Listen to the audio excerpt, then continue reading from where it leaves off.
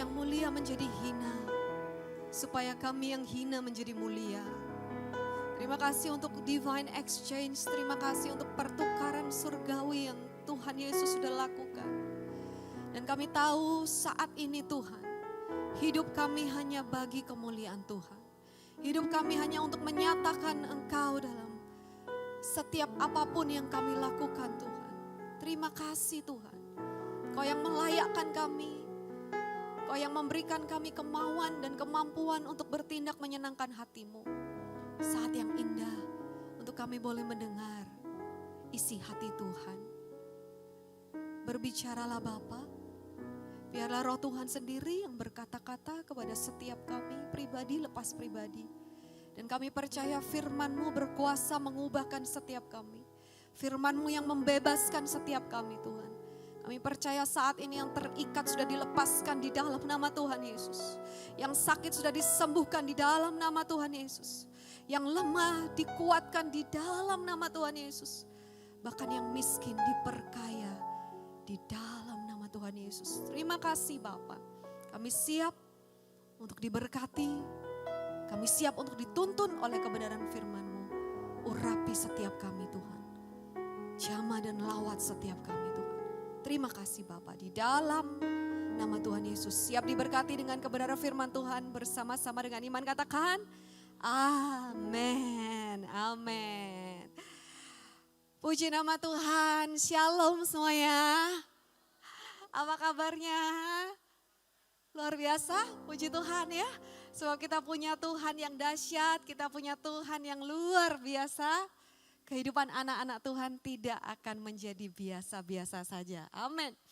Sepanjang bulan ini kita mendapat tema dari gereja, Tuhan itu menukar. Ya. Dia memberikan kemuliaannya bagi kita. Dan dia yang mengambil kehinaan kita. Oleh sebab itu saya berikan judul tema firman hari ini, serupa dengan dia. Tuhan menciptakan kita serupa dan segambar dengan dia. Untuk apa? Kita diciptakan seperti Tuhan loh. Kita itu diciptakan mirip seperti dia. Untuk apa? Hanya untuk menyatakan dirinya. Ya, kalau kita diciptakan seperti Tuhan, ya kalau orang melihat hidup kita, untuk apa?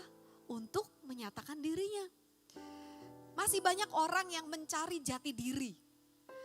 Biasanya itu ya, masih muda-muda, wah mencari jati diri, ngikutin tren-tren, ngikutin apa yang lagi digandrungin. Wah kalau misalnya teman-temanku ngelakuin ini, kelihatannya keren juga ya kalau melakukan itu.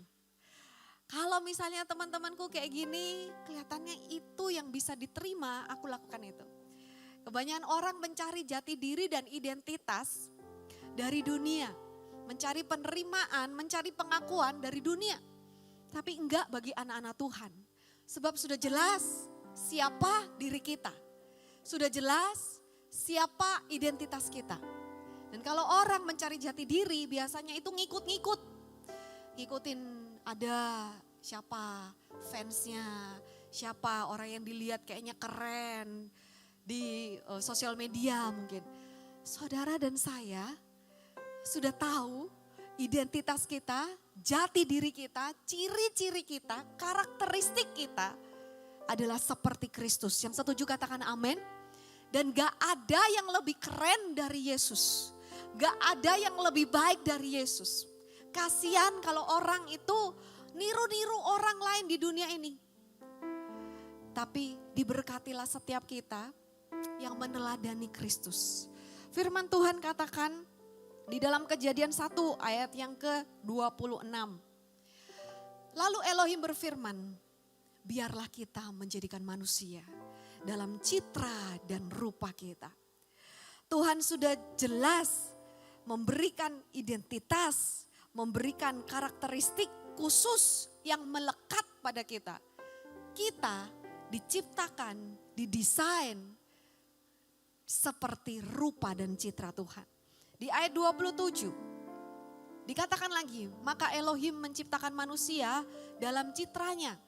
dalam citra Elohim mereka telah diciptakan laki-laki dan perempuan. Jadi semestinya saudara, hidup kita ini mencerminkan Kristus. Hidup kita ini menyatakan Kristus. Bagaimana Kristus itu? Dia kudus, dia murah hati. Jadilah kudus karena Bapamu kudus. Jadilah murah hati karena Bapamu murah hati. He is merciful, He is faithful, dia setia. He is powerful, dia penuh dengan kuasa. Dan Tuhan itu sudah memberikan karakternya, DNA-nya bagi kita. Kalau di sini punya anak, ya, terus saudara lihat anak saudara, ada kebaikan-kebaikannya saudara, karakter-karakternya saudara di dalam anak saudara. Senang gak? Senang ya. Anak saya tuh yang kedua, anaknya disiplin. Dia itu gak perlu dibangunin sekolah, bisa bangun sendiri. Dia setel alarm sendiri.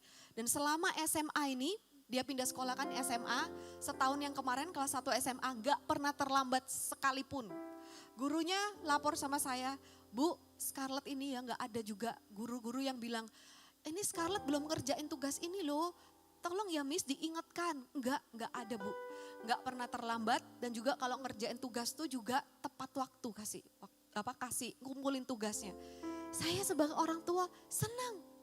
Anak saya yang pertama Charlotte terkenal anaknya soft gitu. Hatinya itu lembut.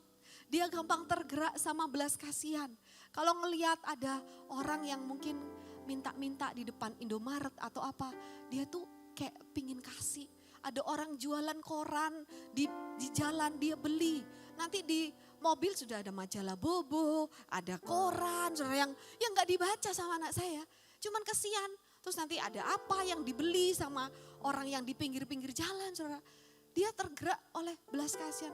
Saya melihat ada karakter-karakter yang baik. Dan saya bangga kepada anak saya. Sebagai orang tua ketika kita melihat ada karakteristik anak-anak kita yang bagus, kita suka. Sama, Bapa menciptakan kita anaknya, kita ciptaannya. Dia udah desain kamu aku ciptakan seperti aku. Sebab gak ada yang lebih baik dari aku. Aku mau kamu jadi seperti aku. Jadi kehidupan kita cuman memancarkan Kristus. Kehidupan kita menyatakan dirinya Tuhan. Kita diciptakan dengan blueprintnya Tuhan. Dengan identitas jati dirinya Tuhan. Bagaimana cara kita memandang diri kita, bagaimana kita tahu siapa identitas kita, siapa jati diri kita, itulah yang menentukan gaya hidup, lifestyle. Siapa diri kita sebenarnya? Kalau kita tahu kita diciptakan serupa seperti Kristus, bahkan firman Tuhan katakan sebagaimana Dia, demikian juga kita di dunia ini, kita gak bisa sembarangan hidup ini. Kalau iya katakan iya, kalau enggak katakan enggak. Bohong itu bukan karakternya Tuhan. Tuhan itu selalu jujur, firman Tuhan itu selalu ya dan amin. Kalau Tuhan itu kudus, kita gak hidup sembarangan. Gak boleh pacaran sembarangan. Kita kudus loh. Kalau misalnya Tuhan itu murah hati, kita gak pelit. Nah, semua yang kita lakukan, kita berpadanan dengan Kristus. Kita cek, waktu ngomong sesuatu kita gak ngomong yang menjatuhkan, tapi perkataan kita penuh dengan anugerah. Itu serupa dengan Kristus. Sebagaimana kamu berpikir tentang dirimu, demikian jugalah kamu. Oleh sebab itu, musuh iblis itu berusaha untuk merusak identitas kita. Sehingga kita tuh bingung, aku nih mau kayak gimana ya? Niru-niru dunia atau gimana ya? Tuhan katakan, kamu tidak menjadi serupa dengan dunia ini, justru berubahlah oleh pembaharuan budimu. Kamu diciptakan Tuhan berbeda. Boleh katakan kiri kanan, kamu berbeda dengan dunia. Kamu berbeda dengan dunia, tapi serupa dengan Kristus. Yang setuju boleh berikan tepuk tangan bagi Tuhan, amin. Ya. 2 Korintus 3 ayat 18. Kita semua mencerminkan kemuliaan Tuhan. dengan wajah yang tidak terselubung. Gak ada yang bisa kita tutup-tutupi. Kita semua mencerminkan kemuliaan Tuhan. Itu aja. Dan Tuhan mau menyatakan dirinya melalui kehidupan kita. Dan saya bersyukur saya ditempatkan Tuhan di gereja YHS. Singkatannya YHS itu apa sih? Yesus hidup sejati. Yesus hidup sejati di dalamku. Bukannya aku lagi yang hidup, tapi Kristus yang hidup di dalamku. Dosa itu seperti merusak ya. Dosa itu selalu merusak. Apa yang diciptakan baik sama iblis itu selalu dirusak. Pertama Tuhan ciptakan semuanya baik. Ya kan? Dosa itu merusak. Dan ketika manusia jatuh dalam dosa, mereka kehilangan kemuliaan Elohim dalam Roma 3 ayat 23. Tetapi puji Tuhan, kita dibenarkan oleh Tuhan. Tuhan tahu manusia itu berdosa dan harus terpisah dari Tuhan. Ketika Adam dan Hawa jatuh dalam dosa, mereka makan buah pengetahuan yang jahat dan baik. Mereka bersembunyi karena mereka malu. Mereka melihat dirinya, loh kita kok telanjang. Mereka cepat-cepat ambil daun-daunan tutupin semuanya. Dan mereka bersembunyi. Sampai Tuhan mencari mereka. Adam, di manakah kamu? Tuhan mencari bukan karena gak tahu tempatnya di mana sembunyi. Tapi Tuhan mencari, itulah hatinya. Tuhan ingin mengembalikan posisi manusia ini harusnya dekat dengan Tuhan. Harusnya tuh gak terpisah jauh dari Tuhan. Tapi karena dosa, saudara. Dan akhirnya Yesus harus datang ke dunia ini untuk memulihkan segala sesuatu yang dirusak. Ya, yang rusak karena dosa. Darah Kristus itu memperdamaikan kita. Darah Yesus dicurahkan untuk apa? Pembasuh, membersihkan dosa. Sehingga kita gak lagi kotor dan bisa diperdamaikan, dipersatukan dengan Tuhan. Di dalam Efesus 2 ayat 13, namun sekarang dalam Kristus Yesus, kamu yang dulu jauh sudah menjadi dekat oleh darah Kristus. Darah Kristus yang membasuh setiap dosa kita yang merah seperti kirmisi menjadi putih seperti salju. Good news hari ini, sekarang katanya ya, bukan nanti, sekarang. Jadi sekarang setiap kita yang di dalam Kristus, di dalam Tuhan, kita orang yang percaya, gak lagi jauh dari Tuhan, tapi kita dekat dengan Tuhan. Yang setuju boleh katakan amin. Tuhan sendiri yang bekerja memulihkan segalanya. Ada perumpamaan yang Tuhan Yesus sampaikan, yaitu perumpamaan tentang anak yang terhilang. Kisahnya ada di Lukas 15 ayat yang ke-11 sampai 24. Nanti saudara boleh baca sendiri kisahnya. Bagaimana anak ini minta ya warisannya dan dia pergi ke tempat yang jauh, hidup ngawur-ngawuran, berfoya-foya sampai hartanya habis semua. Dia jatuh miskin dan karena terjadi kelaparan di sana dia gak bisa makan. Akhirnya dia menawarkan diri untuk menjadi budak hamba, yaitu take care di kandang babi. Di sana dia tetap kelaparan sampai dia tanya, boleh gak aku makan ampas babi ini? Gak bisa, kamu cuman hamba, kamu gak boleh makan. Kamu cuman urusin babi-babi itu. Suatu situasi di mana dia sudah gak punya lagi apa-apa. Seolah-olah sudah kehilangan semuanya. Kehilangan identitasnya, kehilangan haknya, kehilangan kekayaannya, kehilangan semuanya. Puji Tuhan, dalam Lukas 15 ayat 17 dikatakan, dan sadarlah dia akan dirinya. Banyak orang masih tinggal di kandang babi dan gak sadar siapa dirinya. Orang sering jatuh bangun di dalam dosa karena belum sadar siapa dia di dalam Kristus. Puji Tuhan, anak ini sadar. Maksudnya sadar tuh gimana, Pes? Anggap aja kalau orang mabuk, ya kalau dilihat di film-film gitu ya, mabuk malam itu terus dia gak ngerti saking mabuk terus habis itu muntah-muntah terus tahu-tahu ketiduran. Gak tahu tidur di rumahnya siapa sama siapa itu gak tahu, saudara. Karena gak sadar. Pagi-pagi bangun sadar, loh aku kok di sini? Lah aku ngapain? Aku sama siapa ini? Gak sadar. Banyak orang yang masih gak sadar dan gak tahu siapa dirinya. Identitasnya di dalam Kristus itu siapa? Bahwa kita berharga, kita diciptakan serupa seperti dia. Sadarlah dia akan dirinya. Kesadaran ini adalah suatu pertobatan. Ya. Pertobatan itu apa? Metanoia. Metanoia itu apa? Changing mind. Pikiran yang disadarkan, pikiran yang diubahkan, pikiran yang diperbaharui oleh kebenaran. Kebenaran yang membebaskan seseorang. Dia sadar akan dirinya. Dan saat itu saudara, dia akhirnya bangkit berdiri. Dia katakan, kok aku di sini ya? Semestinya aku tuh gak kayak gini loh. Dia sadar aku ini mestinya itu di rumah bapakku, bukan di kandang babi. Aku mau kembali ke rumah papaku. Tapi aku gak layak, karena aku udah berdosa. Gak apa-apa, aku coba bilang sama papaku, aku bilang ini, Papa ampuni aku ya. Aku sudah berdosa terhadap surga, aku sudah berdosa terhadap Bapa. Tolong terimalah saya untuk menjadi pelayan. Dan anak ini akhirnya, saudara, dia mulai bangkit.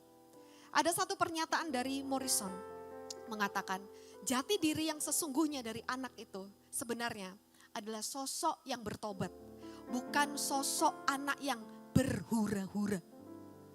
Kadang kita nggak sadar, untuk apa sih Tuhan tuh ciptakan kita? Untuk apa sih Tuhan itu tempatkan kita di dunia ini?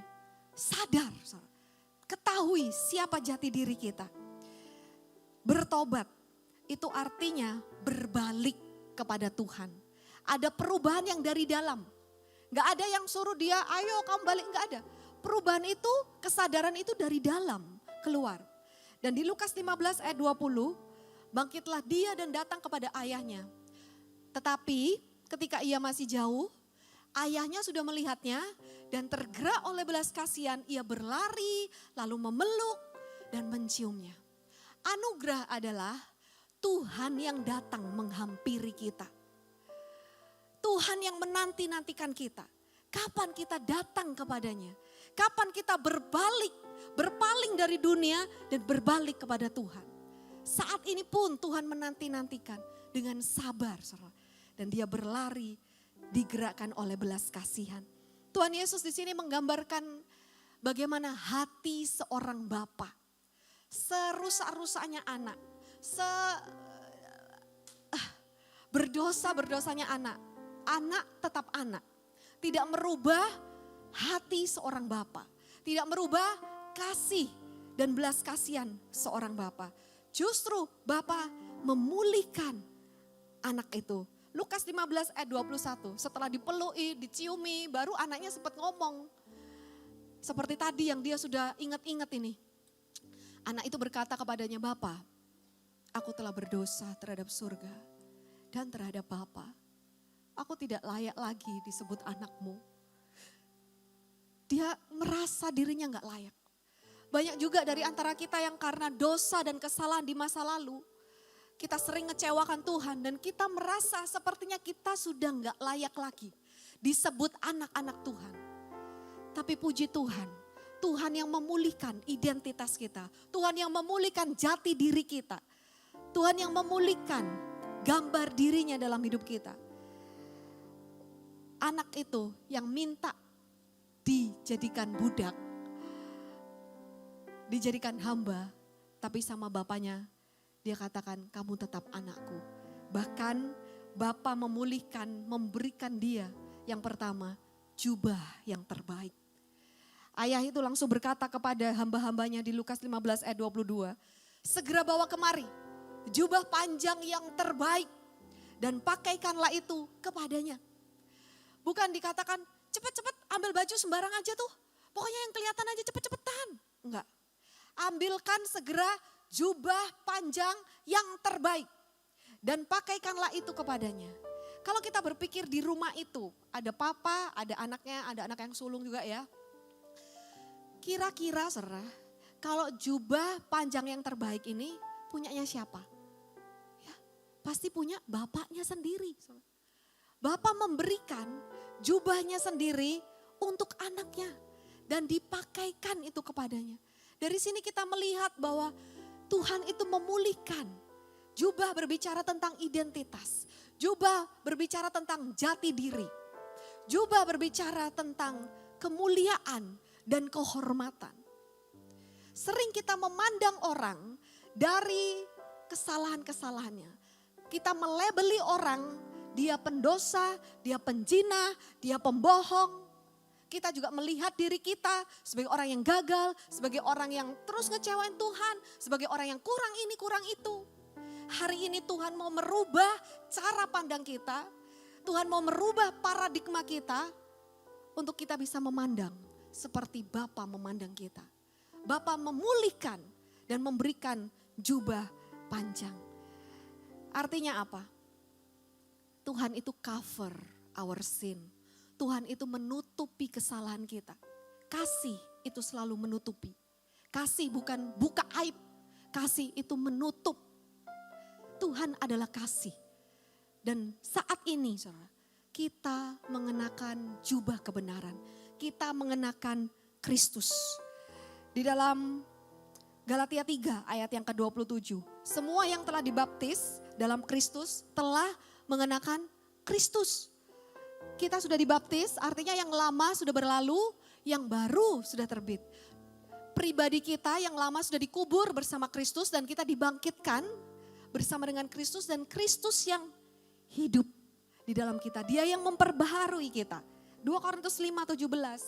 Siapa yang ada di dalam Kristus, ia adalah ciptaan baru. Kita ada di dalamnya Kristus. Kristus yang melingkupi kita, Kristus yang menaungi kita. Bapa melihat kita, bukan lagi kesalahan kita, tapi melihat kebenaran Kristus yang cover, melingkupi setiap kita. Percaya saat ini, saudara dan saya tidak lagi dilabeli menjadi orang berdosa, tapi kita dilabeli menjadi orang-orang benar di dalam Kristus Tuhan. Berikan tepuk tangan bagi Tuhan kita, amin. Ku telah mati dan tinggalkan cara hidupku yang lama. Semuanya sia-sia Tuhan. Semuanya sia-sia dan tak berarti lagi. Hidup ini kami persembahkan, ku letakkan sebagai persembahan yang hidup, yang kudus, yang berkenan pada mezbah-Mu ya Tuhan. Jadilah padaku, jadilah padaku seperti yang Kau ingini.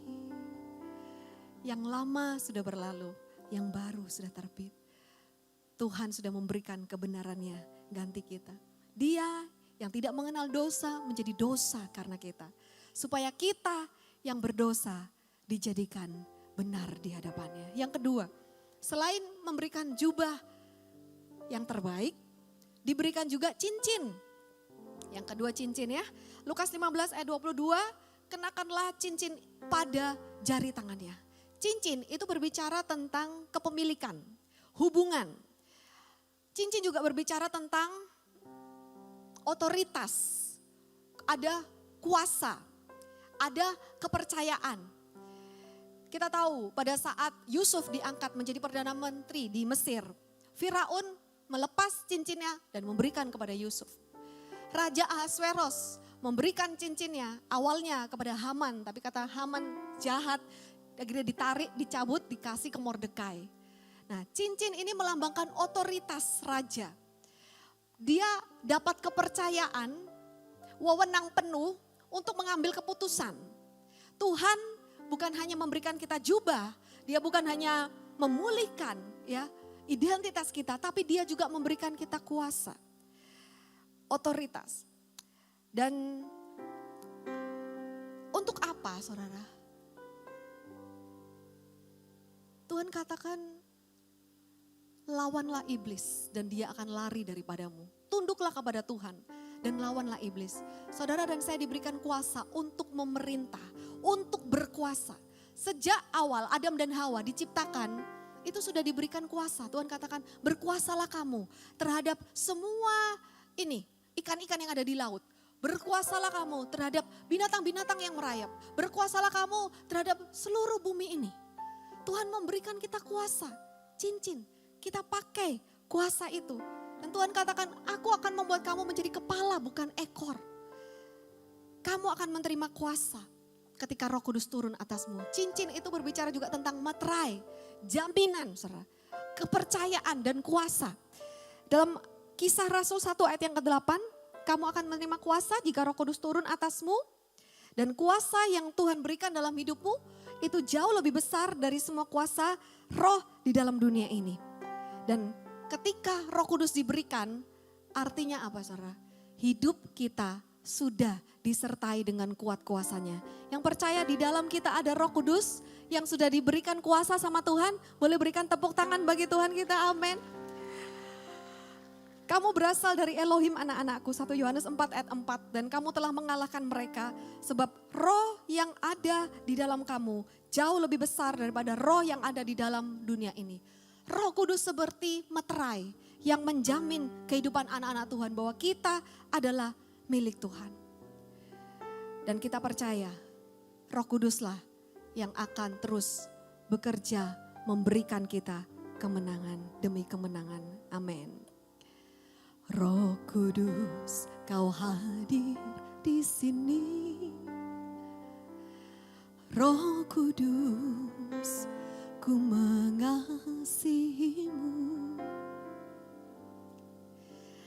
Kau lembut, kau manis, kaulah penghiburku, penolongku, diutus Bapakku. Bersama-sama katakan, ku buka hati untuk Roh-Mu Tuhan. Ku buka hati menyembah-Mu Yesus. Jamahlah kami, penuhi kami dengan kuasa Tuhan Maha Tinggi. Firman Tuhan katakan, hendaklah kamu selalu dipenuhi oleh Roh Kudus. Artinya apa, saudara? Kenapa kita harus selalu dipenuhi oleh Roh Kudus? Supaya hidup kita itu dikuasai oleh Roh Kudus. Tuhan mau supaya hidup kita di bawah kendalinya rohnya. Oleh sebab itu biarlah setiap kita selalu dipenuhi oleh Roh Kudus. Yang ketiga, saudara, bukan hanya diberi jubah yang terbaik, bukan hanya diberi cincin, meterai, tapi juga diberi kasut. Kasut itu menandakan apa? Ya, dalam Lukas 15 ayat 22, papanya katakan, kenakanlah kasut pada kakinya. Orang zaman dulu kalau budak atau pelayan itu nggak pakai kasut. Sebab nanti kalau misalnya pakai kasut ya bisa kabur dia. Nah, dia kan kerjanya cuma di sekitar rumah. Ya. Dan orang yang miskin juga nggak pakai kasut. Anak ini karena sudah miskin, dia nggak punya apa-apa, bahkan kasut juga dia nggak punya. Bapaknya memberikan hadiah, anugerah, kasut. Apa artinya, Pastor, kasut itu? Kasut menunjukkan status sosial dan simbol kekayaan. Enggak semua orang punya kasut zaman dulu, saudara. Budak sama orang miskin tidak beralaskan kaki. Dan saat masuk ke rumah orang dalam budaya Yahudi, ada pelayan yang membuka kasutnya, membuka tali kasutnya, terus dicuci kakinya ya, karena berdebu di luar sana. Nah, tugasnya pelayan itu seperti itu, membuka kasut. Jadi teringat perkataan Yohanes tentang Yesus. Yohanes katakan, untuk membuka tali kasutnya saja, aku gak layak. Saudara, Yohanes tahu bahwa sebenarnya dia itu gak layak sebenarnya untuk membuka tali dari kasutnya Yesus. Tapi apa yang dilakukan Yesus, saudara? Yesus justru membasuh kaki murid-muridnya. Kasut di sini berbicara tentang kesiapan, kerelaan hati untuk melayani, untuk diutus oleh Tuhan, untuk melakukan pekerjaan-pekerjaan baik bagi Tuhan. Ya, status kita anak, tapi kita memiliki hati hamba seperti Yesus. Mengambil rupa seperti hamba. Yesus menyatakan bahwa kemuliaan itu bukan berarti orang yang posisinya di atas dia dilayani. Tuhan katakan, aku datang bukan untuk dilayani, aku datang untuk melayani. Aku berada di tengah-tengahmu sebagai pelayan. Bahkan aku membasuh kakimu. Kasut ini berbicara tentang kerelaan untuk melayani. Siap untuk diutus kemanapun Tuhan suruh pergi. Efesus 6 ayat 15 saya bacakan, biarlah kakimu beralaskan kerelaan untuk memberitakan Injil damai sejahtera. Ya. Intinya saudara bahwa kaki kita beralaskan kerelaan untuk memberitakan Injil. Yang bisa memberitakan Injil, yang diberi mandat memberitakan Injil sama Tuhan, bukan cuman para pastor. Bukan cuman yang berdiri di atas mimbar. Tapi dimanapun kita berada, ditempatkan Tuhan bersama siapapun, Tuhan mau supaya kita bisa memberitakan Injil kebenaran. Sebab kebenaran itu yang membebaskan seseorang. Saya bersyukur ya, saya boleh diberi kepercayaan sama Tuhan untuk masih melayani di doa siang kita. Sekalipun mungkin saya merasa kadang capek loh Tuhan melayani. Setiap hari harus sharing firman, Selasa sampai Jumat Tuhan. Ya saya pernah sampai mau berhenti, saudara, saya pikir seminggu sekali aja doa siang ya. Sama Bu Hana gak boleh. Lia, jangan lo ya, nanti kamu salah lo sama Tuhan. Ayo kamu terus melayani di doa siang, setia gitu. Oke, akhirnya saya melayani doa siang saudara ya. Terus ada orang yang saya gak kenal, ya kan saya gak tahu siapa aja yang ngeliat itu kan. Gak kenal semua gitu. Ada seseorang yang DM saya, Pastor, saya ini mau sharing. Saya ini punya hubungan yang saya tahu sebenarnya itu salah sih. Udah banyak orang yang udah bilang sama saya, orang ini di luar negeri saudara. Ngomongnya Indonesia juga terbatas gitu. Terus tapi di hati saya itu memang gak enak, galau gitu ya. Tapi gimana nih Pastor Lia, saya udah sayang sama cowok saya ini. Saya juga udah cocok, bahkan kayaknya mereka udah tunangan saudara ya. Tapi gimana Pastor, tolong saya, tolong beritahu saya yang maunya Tuhan gimana. Saya katakan janganlah kamu menjadi pasangan yang tidak seimbang, tidak sepadan. Artinya apa? Kalau sudah gak seiman ya sudah gak sepadan, udah gak sama cara berpikirnya. Mau jalan gimana nanti gitu kan. Saya katakan bahwa gak bisa, itu sudah standar pertama. Untuk punya pasangan yang sepadan, yang seiman. Kalau nanti pacarmu itu jadi suamimu dan dia gak kenal Tuhan, lalu gimana cara mendidik anak-anak? Anak-anaknya bingung mau ngikut mama atau ngikut papa, beda keyakinan, beda kepercayaan.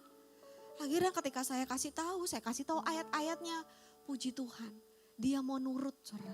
Dan dia bilang, Pastor, saya ini udah dikasih tahu banyak orang loh, tapi saya masih kekeh. Tapi kali ini saya tahu ini kayak memang kehendaknya Tuhan buat saya untuk tidak melanjutkan lagi.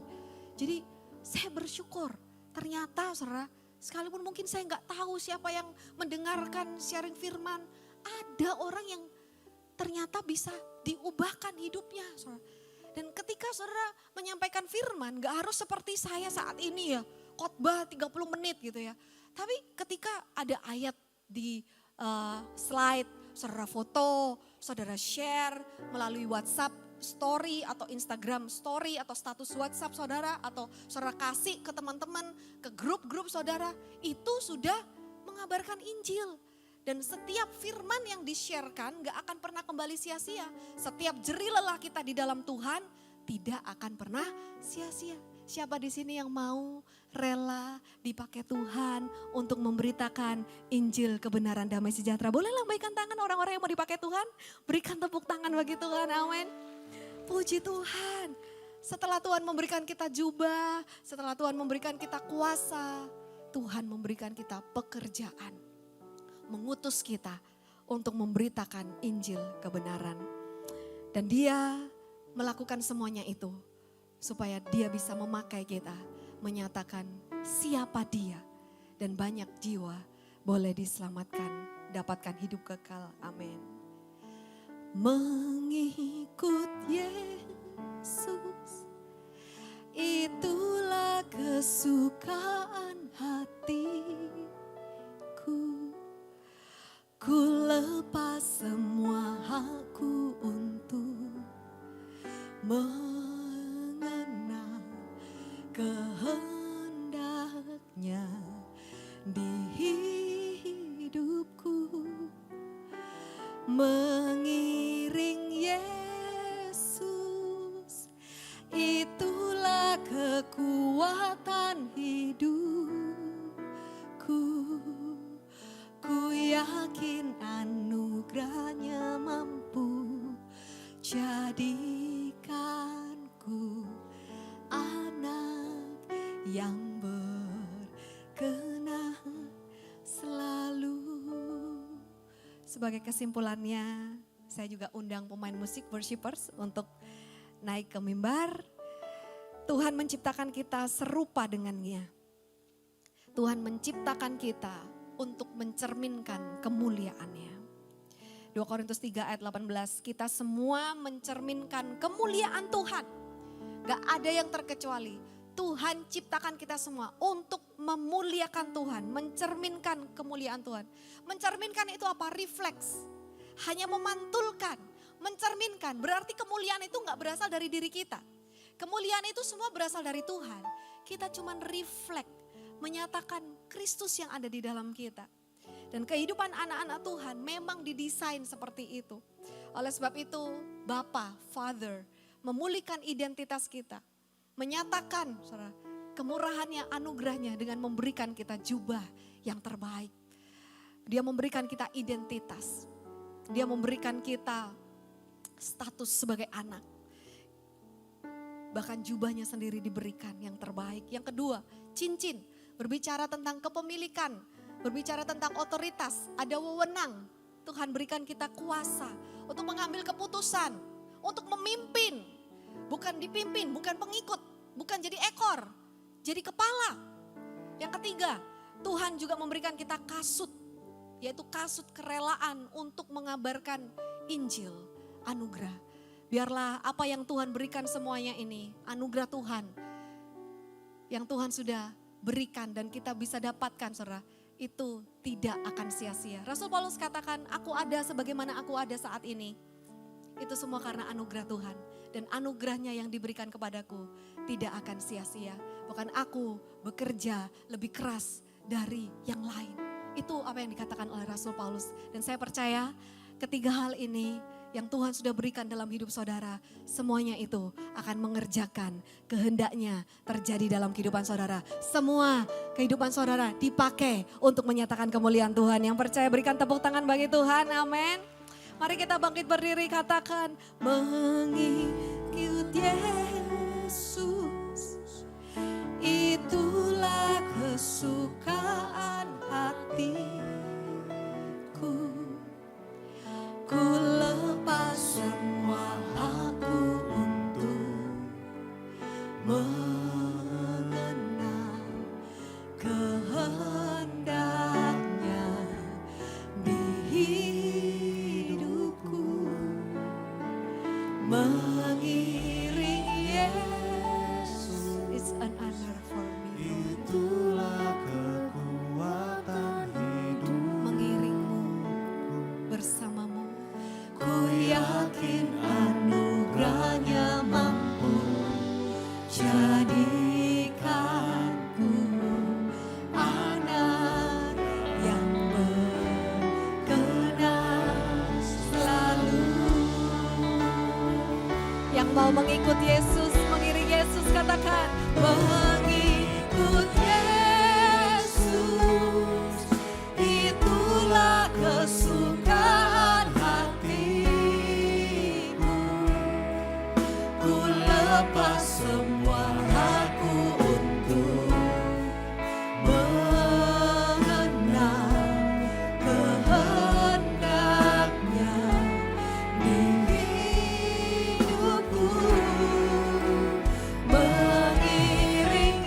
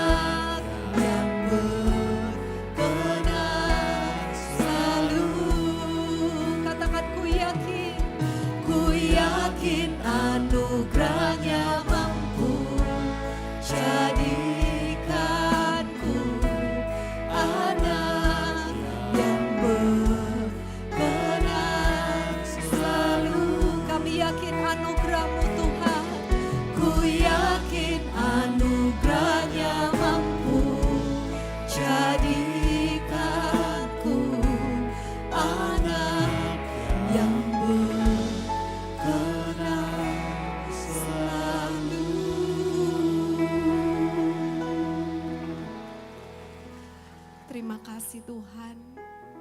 Kalau Engkau sudah memperlengkapi kami, Engkau sudah melayakkan kami Tuhan. Dan Engkau juga yang sudah mengutus kami Tuhan untuk menyatakan diri-Mu. Sebab kami diciptakan serupa dan segambar dengan Engkau Tuhan. Terima kasih Bapa kalau kami dijadikan anak dan memiliki hati seorang hamba yang mau melayani Tuhan, mengikut Tuhan, mengiring Tuhan. Dan firman Tuhan katakan, di mana aku berada, pelayananku juga berada. Dan seperti domba yang mengikuti suara gembala, kami mau terus berjalan bersama dengan Yesus. Dan Tuhan katakan orang yang melayani Tuhan dihormati oleh Bapa. Pakai hidup kami Tuhan untuk memuliakan Engkau. Pakai hidup kami untuk menyenangkan Engkau Tuhan. Pakai hidup kami untuk melakukan semua kehendak-Mu.